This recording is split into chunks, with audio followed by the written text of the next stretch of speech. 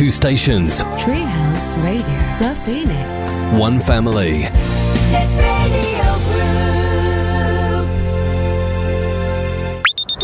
You're listening to Dean Ormond. Tweet at Dean Ormond or email dean@treehouseradio.com. Or you can email dean@netradiogroup.com. Still to come in the next hour, we're going to be talking Britain's favourite lunches. We've also got a bottom five from 1968, this week's UK Top 40 from that year, 36 to 40. And we'll also look at what was on the telly this week in 1968. Quickly, Susan. Hello, Susan. Morning, Susan. I don't think I've spoken to you before as well. Hello. Bring back blockbusters.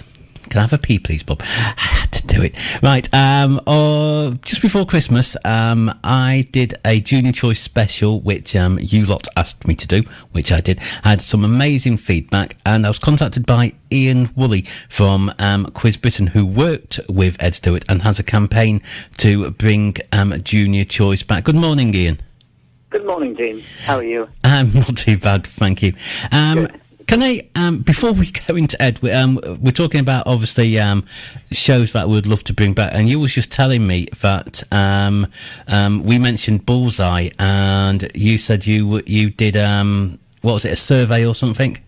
Yeah, we did a poll, because a lot of people used to argue which was a famous, their favourite game show or quiz show of all time. With the modern ones now, of course, they're very, very big and popular.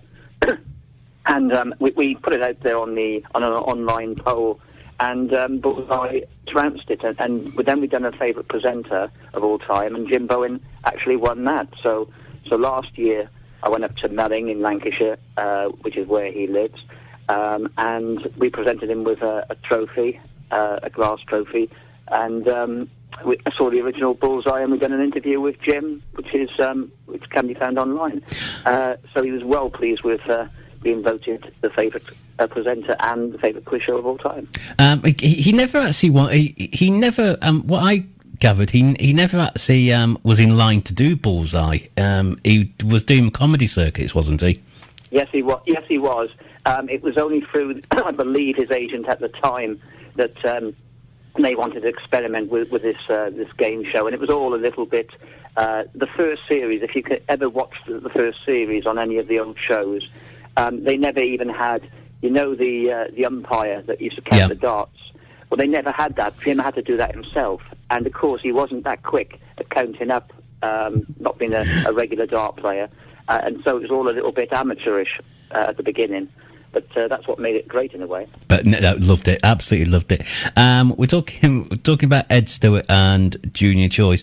As I said, I did the show before Christmas, and we found out during that show that Radio 2 wasn't doing a Junior Choice that year. How did you meet Ed and end up working with him? Well, he's lived in the south for some time. He lived near Bournemouth, and then he moved to about half a mile from where I lived. And we sort of met up one evening at the quiz, would you believe? I thought, well, we could do some work together, and we decided to do a few charity events, which took place. And then we were planning a big a Stewpot's pop music tour of the UK this year, which obviously never materialised. Now, what was he like as a person? Because I've met some showbiz people away from the camera, and they're absolutely dreadful. No. Ed had a great sense of humour. He used to play on the fact, it's quite widely known really, that he was tight. He used to say that he'd have a chain on his wallet if he went out. He wasn't really tight, but he used to like to play on that. Yeah. He always had a sense of humour, and he'd never lost his fun, and always had time for anyone that recognised him and wanted his autograph or picture taken with him. He was just a lovely, genuine guy, and so many people respected that. Yeah, these days it's you don't really ask for autographs anymore. You just ask for selfies, don't you? Yeah, I don't know which is best, really, or worse. But he had time. You could have a meal, and someone would come up, and he would never turn them away. So that's nice. That's nice. Regarding Junior Choice or his quizzes, did he have any rituals that he did before any shows or gigs? Well, certainly with the Junior Choice, he used to like, as a great big Everton fan, he used to like to wear the Everton top in the studio when he was doing his Junior Choice, whether it was under his shirt or on display. And he would always mention that. Every Junior Choice you'll ever listen to, there's always a mention of Everton, and he's got the lucky top on when he was doing his show on Christmas Day. That's great. I know that in the latter years of Junior Choice, when Tony Blackburn took over, it's no secret that Tony Blackburn actually hated Junior Choice. But even from the latest Christmas Day editions of Junior Choice, you could tell how much he loved it. Yes, he did. Did he have any favourite songs that was linked with Junior Choice? Well, I would probably say that is a difficult question, but I would say that Sparky's Magic Piano was probably his favourite. But there was others that meant so much to him as well, and he was constantly rotating them over shows. You know, Ernie, obviously, Puff the Magic Dragon, so many. There was Tulips from Amsterdam, that sort of thing. Because he used to play that a lot, didn't he, Tulips from Amsterdam? Yes, because his partner was Dutch. Right. And he'd like to get that one in, yeah. And you was also telling me when we spoke a couple of weeks ago that he used to do on-the-spot quizzes with you. Yeah, well, not on the spot. I mean, we done a big charity one, which was the last gig that he'd done before he sadly passed away, which was for a local hospice in Hampshire. O'Haven Hospice, and we had a lot of people there. They came with their Cracker Jack books. And Cracker Jack? Yeah. Sorry, Cracker Jack pencils. Cracker Jack pencils. Every captain had a Cracker Jack pencil. We still do them? Has he got? Did he have a garage full of them? No, they weren't from him. I acquired them, let's put it that way. Good. At Christmas, obviously, a lot of uproar came about because BBC Radio 2, one, didn't put a Junior Choice special on, but two, didn't really pay tribute to Ed. This is a very difficult one. I don't know why that they didn't realise how much Junior Choice meant to so many listeners. Certainly, they should have done at least a tribute to Ed, the best of or something for that Christmas Day, and at the very least started planning to have a new presenter to carry on and doing Junior Choice, because Ed loved Junior Choice. It was his highlight of his year, and a lot of other people's as well. And you actually set up a petition, didn't you? Did you have much backing from any showbiz professionals? Not really, but the problem there is it's a double-edged sword. They're obviously tied into radio contracts, and obviously it's to do with radio too. And they can't be seen to share it or even sign it. So it's down to the listeners and the viewers, that saw him on Cracker Jack and the likes, to sign that petition and try and get the BBC to change their mind. I think it was a big mistake what they put on it in its place. I didn't actually hear it, so I didn't. No, I didn't either. But the social media feedback was that. Yes, I did see the Junior Choice hashtag, and I did see a lot of people going, wow. And I actually ended up listening to either the replay of my Junior Choice here, or if they went to iPlayer and listened to last year's Junior Choice. Have you had any official response from Radio 2? No, nothing at all. I'm not actually surprised, because I think it was about a week or so ago, Radio 2 announced that they're actually dropping nighttime programming as well. From I think 12 o'clock till 5 o'clock, there's going to be no live shows on Radio 2 at all. Do you think that's the end of Radio 2?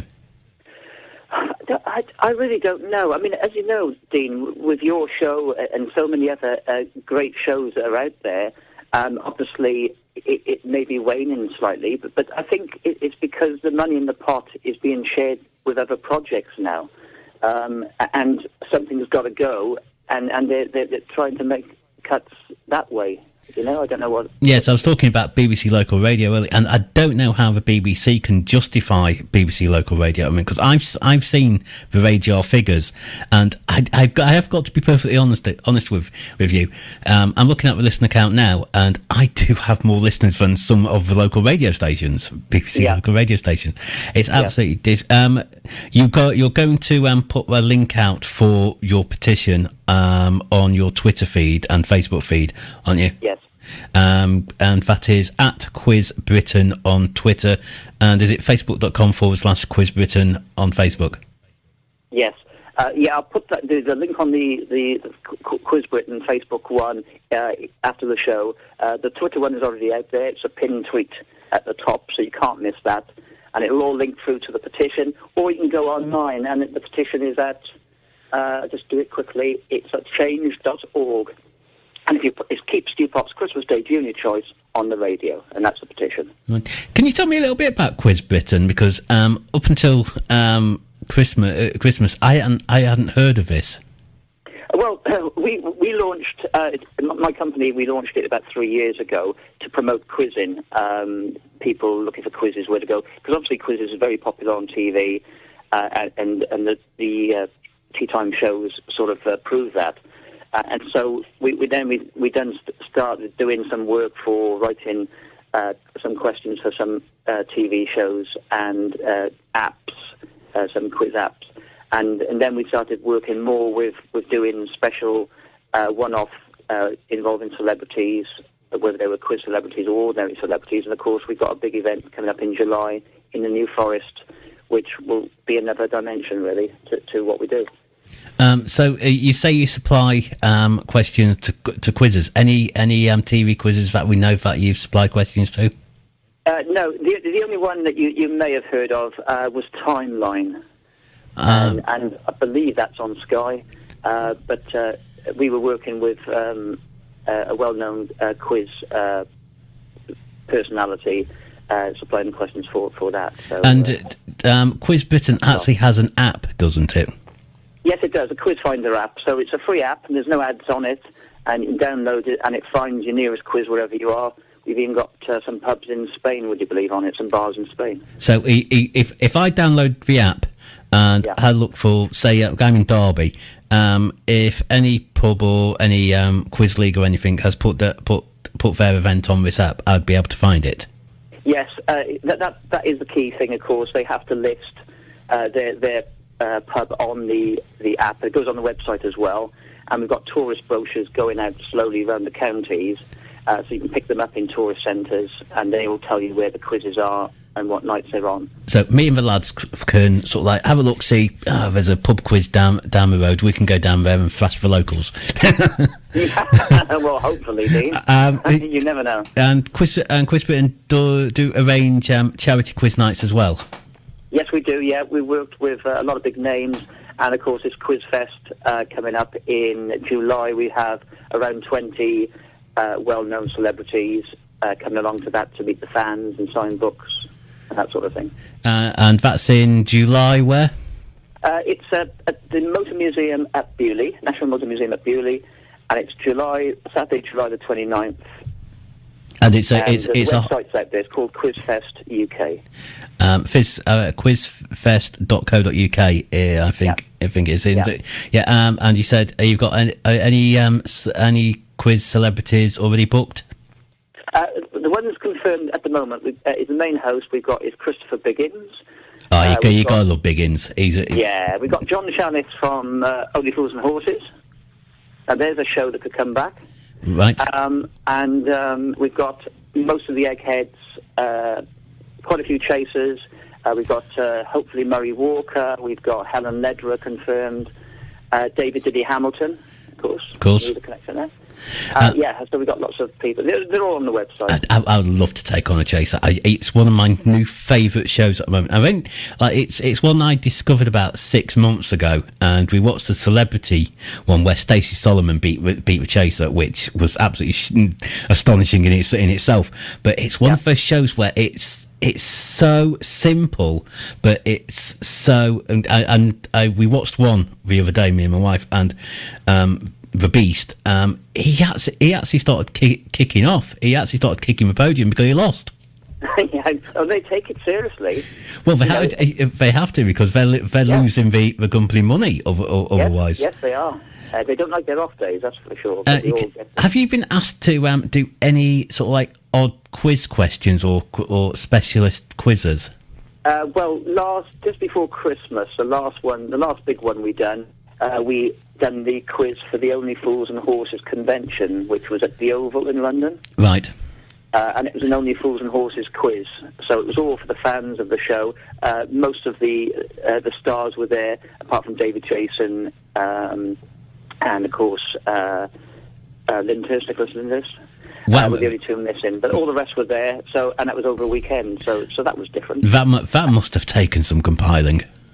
Well, it does, because they really know their stuff. So we had to try and tweak it in a way that they've still got to use their brains to get the answers. And what we've done with the picture round, we had clips from episodes with an item taken out. So, for instance, the chandeliers, where they got the blanket under the chandeliers was missing, and they had to put in what object was missing. Yeah, they had to do that scene in one take because it was so expensive to do at the time. And if you actually look at that scene, both David Jason and Nicholas Lyndhurst are looking away from the camera because they're trying not to laugh so much. And because it was one take, they had to do that. So if you go back and look at that very carefully, you'll see that. So Quizfest is, what was it, 29th of July? Did you say? Yes, it's on a Saturday. And anybody's welcome? Everybody's welcome. Tickets will be on sale within the next few weeks. You can come to the afternoon. You get free access to the museum and palace. They've got top beer there and all sorts of good stuff going on. And also in the evening, if you want the evening tickets as well, then that includes a big money quiz where you can play either with the Eggheads or Chasers for big money, or a fun team one which is hosted by Biggins. And as I said, you do organise charity nights. So if anybody wants to get in touch with you to organise a charity night, is that through the Quiz Britain website as well? Yep, that's right. Yeah, just go through there, and one of our staff will help them out. I fancy doing a charity night because we've got two stations. We've got Treehouse Radio and the Phoenix Pod for Net Radio Group. Like, for charity, what we could do, we could pitch each team. We could pitch a Treehouse team and pitch a Phoenix team, and then we could go on part of Treehouse. We could actually flash for Phoenix. Anyway, thank you very much, Ian. As I said, www.quizbritain.com is all you need to go to get the app and have a look to see where quizzes are in your local area. And don't forget to go along to sign the petition to bring back Junior Choice. If they don't worry, Junior Choice will be back here this Christmas across the Net Radio Group. Thank you very much, Ian. Thank you, Dean. All the best. Bye-bye. And what we'll do, we'll have a tune. And one of Ed Stewart's favourite tunes was Tulips from Amsterdam.